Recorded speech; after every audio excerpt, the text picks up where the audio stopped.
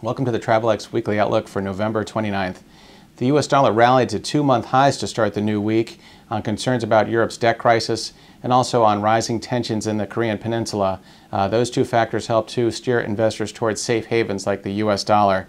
Ireland, though, they will soon receive about 150 billion U.S. dollars in aid to stay afloat. That initially boosted the single currency to start the week, but that optimism gave way to broader concerns about sovereign debt in the region, where nations like perhaps Portugal, Spain, and Italy might be next lined up to receive a bailout of their own. Should that happen, that is likely to keep broad pressure on the single currency in the coming sessions. Investors fear that perhaps Spain, that is the bloc's number 4 economy, if they would receive a bailout, that is likely to dwarf the ones that have been received so far by Greece and Ireland. If that were to happen, that is likely to keep broad pressure on the single currency in the months ahead. Last week, Europe's debt crisis, in fact, that has been at the driving force of the euro's more than 6% fall against the dollar so far in November. That had company. In fact, rising tensions in the Korean Peninsula, that did help to steer investors towards safe havens such as the U.S. currency. The Japanese yen, that did benefit generally from the broad retreat in investor risk appetite. But the yen, it did fall to a 7-week low against the dollar. That is, given Japan's close proximity to the Korean Peninsula, did somewhat diminish its appeal as a safe haven to investors.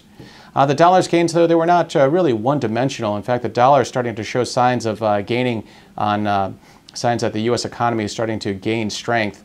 Last week, U.S. jobless claims, they actually fell to the lowest level in 2 years.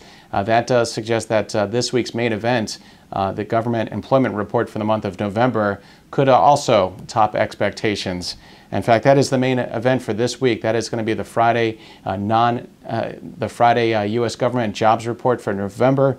That is seen creating about 140,000 U.S. jobs for the month of November, but still the nation's unemployment rate is expected to hold steady at 9.6%.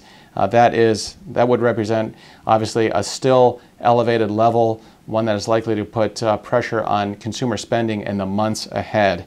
Also, for the week of November 29th, investors will look at U.S. consumer confidence. That is due out, as well as the ISM index for the manufacturing sector. Investors will also take a look at the Fed's key beige book for signs of economic conditions throughout the Fed's 12 districts. But that's it. For the latest on the dollar, be sure to check back online. Thank you.